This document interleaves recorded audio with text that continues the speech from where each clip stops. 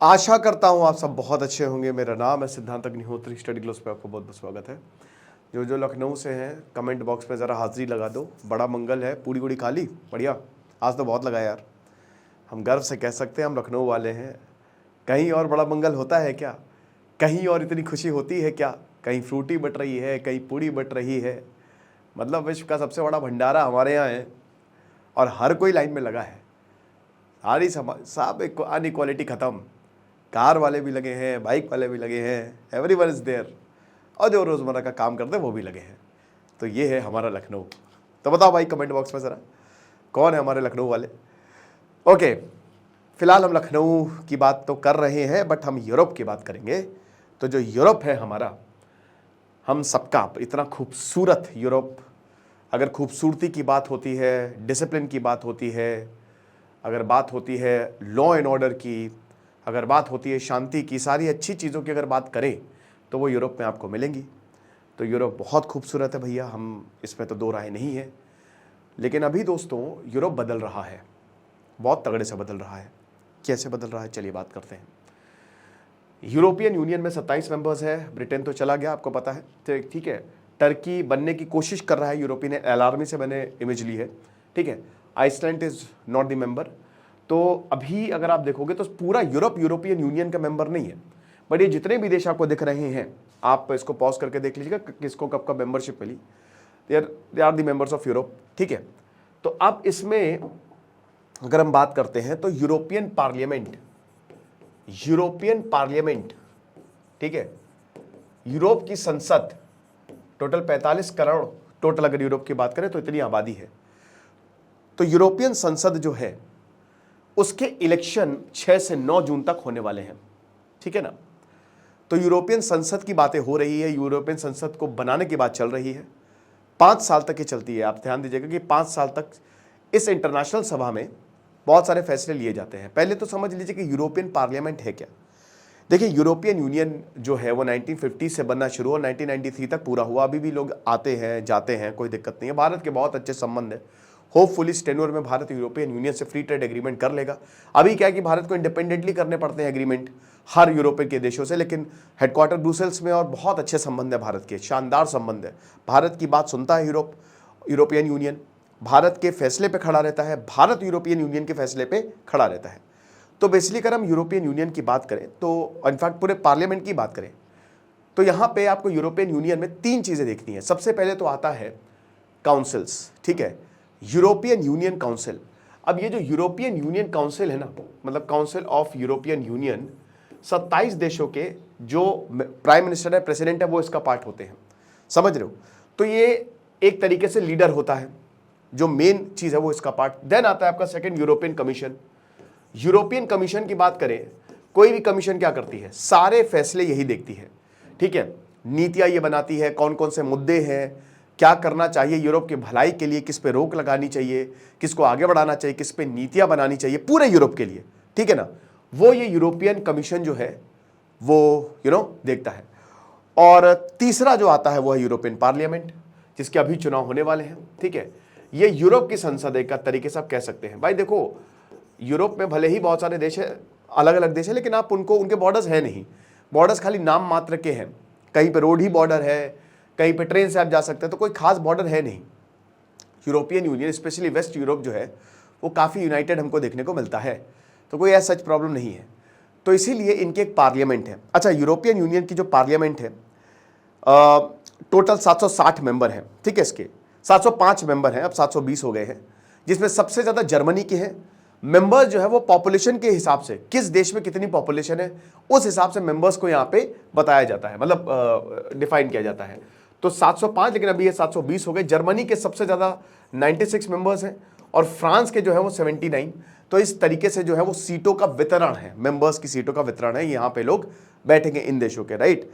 अब बात यह है कि इसमें चुन के कौन आता है। भाई देखो, इसमें चुन के ये देशों के प्रतिनिधि आते हैं, जिनकी पार्टी होती है वो अपने प्रतिनिधियों को यहां पे भेजती है। सबसे मेन काम होता है इसमें यूरोपियन कमीशन का, याद रखिएगा। यूरोपियन कमीशन, देखिए जैसे क्या होता है कि मान लीजिए कोई बिल आया, एग्जांपल के तौर पे इकोनॉमी पे बिल है, तो जो फाइनेंस मिनिस्टर है ना, यही पूरे यूरोपियन नेशन की इनके, वही पास करेंगे। समझ रहे हो? यानी कि यूरोपियन पार्लियामेंट से ज्यादा ताकत यूरोपियन कमीशन पे है। मतलब जो सब यही इनका मेन डिसीजन रहता है। तो फिर यूरोपियन पार्लियामेंट का मतलब क्या है? अरे मेरे भाई, जो सदस्य हैं वही तो कमीशन के मेंबर्स होते हैं। ठीक है, बात यह है कि यूरोपियन पार्लियामेंट में बहस होती है, बिल यहां पे आता है। ठीक है, और जैसा कि पार्लियामेंट में होता ही है कि इनकी भी भागीदारी होती है, इसके बिना आगे चीजें नहीं जा पाती हैं, राइट? तो इसीलिए यूरोपियन पार्लियामेंट बहुत ही ज्यादा इंपॉर्टेंट है। अब अगर हम यूरोपियन पार्लियामेंट की बात करें तो जो यूरोप के देश है वो सीटों के हिसाब से अपने अपने प्रतिनिधियों को भेजते हैं। जो जनता है, 35 करोड़ की जनता जो है वोट करेगी, डायरेक्ट वोट करेगी। जैसे होता है ना, इलेक्शन होते हैं, आप यूरोप को पूरा देश देखो और यहां पे सीटें हैं, ठीक है ना, अलग अलग सीटें हैं। तो अब सीटों पे वोटिंग होगी और जो भी प्रतिनिधि खड़ा है वो जीतेगी। अब जो भी पॉलिटिकल पार्टीज है यूरोप में, वो अपने प्रतिनिधि जो है वो यहां पे उतारते हैं। तो एक तरीके से आप कह सकते हो कि जैसे भारत में राज्य है, वैसे यूरोप एक पूरा देश है, आप उनके देशों को राज्य मान सकते हो इस तरीके से। तो राज्य में उनके विधानसभा इलेक्शन होते हैं, मैं एग्जांपल के तौर पे समझा रहा हूं, और यूरोप में एक लोकसभा का इलेक्शन होता है, वो ये वाला इलेक्शन है, ठीक है ना। तो ऐसे है। अब किसकी इस समय मेजॉरिटी है? अभी इलेक्शन हो रहे हैं 6 से 9 जून तक, मतलब अब तो इलेक्शन खत्म हो गए। मेजॉरिटी किस में है? फ्रांस ने भी संसद को भंग कर दिया, वहां पे इलेक्शन होने वाले हैं। मेजॉरिटी जो है वो है यूरोपियन पीपल्स पार्टी, सबसे ज्यादा इनके मेंबर हैं 176। फर्स्ट नंबर पे आती है यूरोपियन पीपल्स पार्टी, जो कि मेंबर्स है 176। सेकंड नंबर पे आता है सोशलिस्ट एंड डेमोक्रेट्स, इनके 139 के करीब मेंबर्स है, मैंने नोट्स बनाए थे इनके, हाँ 139 के करीब मेंबर्स है। तीसरे पे आरी पार्टी आती है, इनके भी जो मेंबर्स हैं वो तकरीबन 102 के करीब है। अब ये जो तीनों पार्टी हैं ये राइटिस्ट पार्टी है, याद रखिएगा, ये दक्षिणपंथी पार्टी है। ये एक महागठबंधन बनाया है, 400 से ऊपर सीटें, से ज्यादा सीटें इनके पास है। ये तीनों, वैसे तो टोटल 7 हैं, लेकिन इन तीनों का ज्यादा दबदबा हमको देखने को मिलता है यूरोपियन पार्लियामेंट में। अब देखो यहां पे हो क्या रहा है। यूरोप की एक सबसे बड़ी प्रॉब्लम इस समय क्या है? इमाइग्रेशन। आप समझ सकते हो, most important problem. European parliament में जो भी कानून आएगा, एग्जांपल के तौर पे मान लीजिए कि एग्रीकल्चर पे कोई कानून आया, तो अगर एग्रीकल्चर पे कोई कानून आया तो वो कानून पूरे यूरोप को लागू करना होगा, ठीक है, वो सब पे बाध्य होगा, मतलब जो भी यूरोपियन यूनियन का मेंबर है। इसीलिए ब्रिटेन जो है वो हटा था कि भाई सब हम क्यों माने, मेरी मर्जी। तो यहां पे जो यूरोप में कानून आता है, डिफेंस का मुद्दा बहुत इंपॉर्टेंट रहता है, लेबर, लैंड, इन सब का, लेकिन सबसे बड़ा इस समय जो मुद्दा है उनके लिए वो है शरणार्थियों का। जो शरणार्थी आ रहे हैं ना, स्पेशली मुस्लिम्स, तो वो एक बहुत बड़ा मुद्दा यूरोप का है कि कैसे रोका जाए और बॉर्डर को सिक्योर कैसे किया जाए, ठीक है ना। क्योंकि देखिए जब मिडिल ईस्ट में सिविल वॉर हुई तो बहुत सारे मुस्लिम्स जो है यहां पे आए, उनके पास कोई चारा नहीं तो वो यहां पे आए, तो यूरोप ने उदारता दिखाते हुए सबको ले लिया। लेकिन अब वहां पे प्रॉब्लम्स हो रही है, ठीक है, दिक्कतें हो रही हैं, तो यूरोप और ऊपर से यहां पे राइटिस्ट पार्टी का उदय हो रहा है। भाई जो ब्रदर्स ऑफ इटली है, जो हम कहते हैं ना मेलोडी है ना, भाभी जी है, हम कोई दिक्कत नहीं है, आ रहे हैं, तो जो जॉर्जिया मेलोनी है उनकी पार्टी राइट विंग पार्टी है इटली में, ब्रदर्स ऑफ इटली। इस बार इमैनुअल मैक्रोन पता नहीं जीतेंगे कि नहीं जीतेंगे, वी डोंट नो। मरीन लापे जीतने वाले हैं, वो भी राइटिस्ट हैं, ठीक है ना। नेदरलैंड्स में भी राइटिस्ट, पालुदान याद है ना, स्वीडन में वो जो बर्निंग इंसिडेंट हुआ था, कुरान बर्निंग इंसिडेंट। तो आप ये समझिए कि एक्सट्रीम राइटिस्ट का उदय हो रहा है, राइट, तो दक्षिण पंथ आ रहा है, क्यों? इमाइग्रेंट्स की वजह से। तो ये एक मुद्दा बहुत बड़ा रहेगा। भारत पर क्या असर पड़ेगा? देखिए भारत के, जैसा कि हमने बताया, बहुत अच्छे रिश्ते हैं यूरोपियन यूनियन से, लेकिन यहां पे देखिए दोस्तों बहुत बड़े फैसले जो है वो लिए जाएंगे अगर हम इस बार यूरोपियन यूनियन पार्लियामेंट की बात करें, जो यूरोपियन पार्लियामेंट आएगी। क्योंकि मान के चलिए ये इमाइग्रेशन वाला जो प्रॉब्लम है उस मुद्दे को यहां पे उठाया जाएगा और उस पर कानून जो है वो पारित करने की बात होगी। अब देखिए किन देशों में कैसा माहौल है, सबसे पहले हम ये भी देख लेते हैं। देखिए जैसे जर्मनी में इस समय सेंटर राइट और फार राइट जीत की तरफ दिखाई दे रही है। जर्मनी में आपको पता ही है कि भाई जो राइटिस्ट है, भाई कौन था? हिटलर, ठीक है, एक्सट्रीम राइट था वो, ठीक है। इटली में भी अगर आप देखो मसोलिनी, वो भी fascism, extreme right. Extreme left बहुत डेंजरस होता है और एक्सट्रीम राइट बहुत डेंजरस होता है, ठीक है ना। सेंटर राइटिस्ट ठीक होता है, बढ़िया है, सेंट्रिस्ट सबसे बढ़िया होते हैं, ठीक है ना। लेकिन सेंटर राइटिस्ट और सेंटर लेफ्टिस्ट ये ठीक रहते हैं, लेकिन जो एक्सट्रीम, भाई एक्सट्रीम मतलब ही एक्सट्रीम, तो वो समझ ही सकते हैं। कट्टरता जो है ना बड़ी डेंजरस है। माइग्रेशन हर जगह होता है, अमेरिका को पूरे इमाइग्रेंट्स ने बनाया है। बहुत पहले से ही जब कॉलोनियलिज्म हुआ, यूरोप जो है वो जगह जगह गया, तो मुस्लिम्स आके यहाँ पे बसे, कोई दिक्कत नहीं थी। लेकिन जब 1980s में रेवोल्यूशन शुरू हुए तो बहुत सारे मुस्लिम देशों में कट्टरता आ गई और वहाँ पे फिर दिक्कतें शुरू हुई। अब जब कट्टरता आ गई तो बहुत लोग वहाँ से भागे, कई जगह सिविल वॉर हो गए। तो मुस्लिम्स अपनी जान बचाने के लिए फिर, क्योंकि आतंकवाद के बीच बहते तो दिक्कत हो जाती। अब प्रॉब्लम ये है, फ्रांस का अगर एग्जाम्पल देखो तो फ्रांस में ये बोला जाता है कि भाई बड़े दंगे होते हैं। 2005 में तो भाई 3 हफ्ते की इमरजेंसी लगा दी गई थी। तो फ्रांस में जो है वहाँ पे प्रॉब्लम है, और यहाँ पे जो पूरा ठीकरा फोड़ा जाता है वो इमाइग्रेंट्स के ऊपर फोड़ा जाता है। जर्मनी की अगर बात करते हैं, स्वीडन में, तो आपने ये देखा कि यूरोप में दंगे हुए हैं और यहाँ पे इसमें कौन शामिल है? इमाइग्रेंट्स। बिल्कुल सही बात है। लेकिन अब क्या होता है ना कि प्रॉब्लम इमाइग्रेंट्स की भी है। अगर कोई भी दिक्कत होती है तो पुलिस सबसे पहले इनको पकड़ती है, इनके पास जॉब नहीं है, ये जॉब बहुत अच्छे से नहीं कर सकते।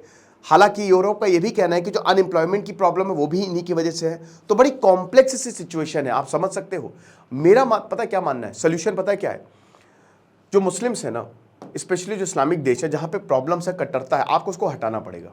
ये सिंपल सी बात है, आपको इसके खिलाफ खड़ा होना पड़ेगा। आप अपनी पॉलिटिकल पार्टी निकालिए, कुछ भी करिए, लेकिन देखिए अगर मैं अपना घर छोड़ के दूसरे के घर में चला जाऊं, अब या तो मुझे उतनी इज्जत मिले, ठीक है, जैसे मान लीजिए कि मैं बहुत पहले गया हूं, 200-300 साल पहले गया हूं, तब तो मुझे याद भी नहीं रहेगा, मैं ढल गया उस माहौल में। लेकिन अगर मैं हाल ही में गया हूं तो मुश्किल आएगी, वो घर मुझे कभी एक्सेप्ट ही नहीं करेगा। एक ना एक टाइम पे ना बोलेगा भाई अपने घर जाओ यार, अब हमसे झेला नहीं जाता है। तो आपको ये समझना है कि आपका घर कहाँ है, घर वही है, वहां पे ही आपको ठीक करना। लेकिन हालात वहां पे इतने खराब है कि क्या कर सकते हैं भाई। सीरिया, इराक में इतने बुरे हालात हैं कि लोगों को भागना पड़ रहा है, वहां से रातों रात भागना पड़ रहा है। वो बच्चे की तस्वीर हमने देखी थी ना, सबका दिल पसीज गया। तो उसी के बाद यूरोप ने दरवाजे भी खोल दिए थे। तो ये चीज पे ध्यान देना पड़ेगा। अब इसमें क्या हो सकता है, इसमें इतने लंबे समय तक जो सत्ता चल रही है उसको हटाना पड़ेगा। यहां पे लिबरल्स को आना पड़ेगा, स्पेशली मुस्लिम देशों में लिबरल्स को आना पड़ेगा। थोड़ा लिबरलाइजेशन करना पड़ेगा, प्राइवेटाइजेशन करना पड़ेगा, ग्लोबलाइजेशन करना पड़ेगा। क्योंकि जितनी ज्यादा कट्टरता रहेगी उतनी ही दिक्कत यहां पे होने वाली है। किसी का भला तो हुआ नहीं है। ईरान को अगर आप देख लो, इराक को देख लो, जितने भी देश हैं जहां पे, टर्की को देखो, टर्की इतना शानदार देश है, वहां पे प्रॉपर डेमोक्रेसी है, ठीक है, वो भी इस्लामिक देश है, लेकिन वो वहां पे कल्चर एकदम यूरोप जैसा है, ठीक है। तो आप ये समझो ना कि जहां पे बहुत कट्टरता होगी वो देश वैसे भी बड़ा गर्क होना ही होना है उसका, उसको कोई बचा नहीं सकता। और अब भाई यूरोप गलत नहीं है अपनी जगह भाई, लेकिन उसके यहां पे ना बैलेंस क्रिएट करना बहुत ज्यादा जरूरी है। तो अब वही है, तो आम लोग जो है वो इन्हीं शरणार्थियों को लेकर काफी ज्यादा नाराज है कि सरकार अपनी इमेज के लिए मुस्लिम देशों को रिफ्यूजी को आने दे रही है, कि सरकार अपनी इमेज जो है बनाना चाह रही है। अब इसकी वजह से यूरोपियन नागरिक कहते हैं कि हमारे ऊपर टैक्स का बोझ पड़ रहा है, हिंसाएं की घटनाएं जो है वो बहुत ज़्यादा बढ़ रही है। जैसे फ्रांस में ज़बरदस्त आगजनी हुई, ठीक है, फ्रांस इसमें सबसे ज़्यादा जो है वो प्रताड़ित है। जर्मनी और स्कैंडिनेवियन कंट्रीज जो हैं वहाँ पे बेचा इमाइग्रेंट्स कहते हैं कि भैया कुछ भी होता है वो हम ही को टारगेट करते हैं, पुलिस हमको पकड़ के ले जाती है, कभी कोई हमारे ऊपर टिप्पणी कर रहा है, कभी कोई गलत काम कर रहा है, ठीक है, कभी हमारी धार्मिक किताबें जलाई जा रही हैं, तो ऐसे हमको ज़बरदस्ती उकसाया भी जाता है। तो ये आप आरोप प्रत्यारोप जो है वो लगते रहते हैं। लेकिन वही है ना कि हालात इतने ख़राब है कि वो लोग यहाँ पे आ जाते हैं, और यहाँ पे जब आते हैं तो उनका वेलकम है नहीं, ठीक है। मैंने बताया ना कि आप अपने घर छोड़ के दूसरे के घर जाओगे तो वहाँ वेलकम नहीं है। जस्ट कि अपने घर को ही आपको सुधारना है, वहीं पे रह के ही आपको चीज़ें करनी हैं, ठीक है। तो ये चीज़ है। तो इराक और जहाँ पे भी युद्ध जैसे हालात है वहाँ पे मुस्लिम्स जो है वहाँ पे आए, और इसमें 86% प्यू रिसर्च की माने जो है ना, तो जो शरणार्थी है उसमें 86% मुस्लिम्स हैं, ठीक है ना। जो शरणार्थी आए हैं, जो इमाइग्रेंट्स आए हैं, 86% सबसे ज़्यादा फ्रांस में, फिर जर्मनी में। ओके, प्यू रिसर्च ने ये बात बोली है। तो ये चीज़ है। तो अब यूरोपियन पार्लियामेंट जो है वो है, अब इसमें क्या क्या बदल सकता है। तो जैसा कि हमने बताया कि यहाँ पे जो वामपंथियाँ कह रही हैं कि अगर कट्टरपंथियाँ पार्टी जीत के आई तो देश की सीमाएं हर ज़रूरतमंद के लिए बंद कर देंगी।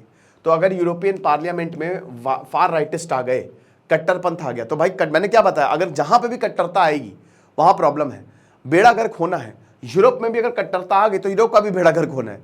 लेकिन यहाँ पे बताया जा रहा है कि अपने बॉर्डर को क्लोज कर देंगे।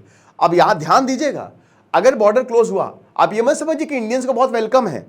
अगर बॉर्डर क्लोज हो तो सबके लिए होगा, वो हमारे लिए भी होगा, वहां पे जो इंडियंस हो रहे हैं उनको भी फर्क पड़ेगा। कहते ना गेहूं के साथ घुन भी पिसेगा, तो हमारे लिए भी बहुत ज्यादा दिक्कत होने वाली है, क्योंकि यूरोप के कट्टरपंथ का मतलब यह है ना कि बस हम ही हैं और कुछ भी नहीं है, सिर्फ हम हैं। ठीक है, तो ये आपको समझना पड़ेगा। सेकेंड पॉइंट, क्लाइमेट पॉलिसी को लेकर जो भी डर दिखाया जा रहा है, जैसे ग्रीन डील की बात की जा रही है, वो खत्म हो सकती है, ऐसा वामपंथियों का कहना है, लेफ्टिस्ट का कहना है। ठीक है, कि ग्रीन डील या जो क्लाइमेट को बचाने के लिए जितनी भी डील है वो उसको खत्म हो सकता है। फिर उसके बाद की जो राइट विंग है वो रशिया की तरफ ज़्यादा झुका हुआ है, और यूक्रेन एकदम अकेला पड़ जाएगा अगर राइट विंग आ गया, ये भी बात बोली गई है। ठीक है, फिर उसके बाद जो इंडस्ट्रियल नीति है वो भी बदली जा सकती है, और अभी देखिए अमेरिका और चाइना दोनों के साथ ही पार्टनरशिप है, लेकिन देखेंगे कि किस तरीके से तोड़े मरोड़ेगा अगर वो दक्षिण पंथ जो है वो सत्ता में आता है। तो उसके बाद यूरोपियन यूनियन के इनलार्जमेंट की भी बात हो रही है, इसमें कई सारे मुद्दे जो हैं वो जोड़े जा सकते हैं।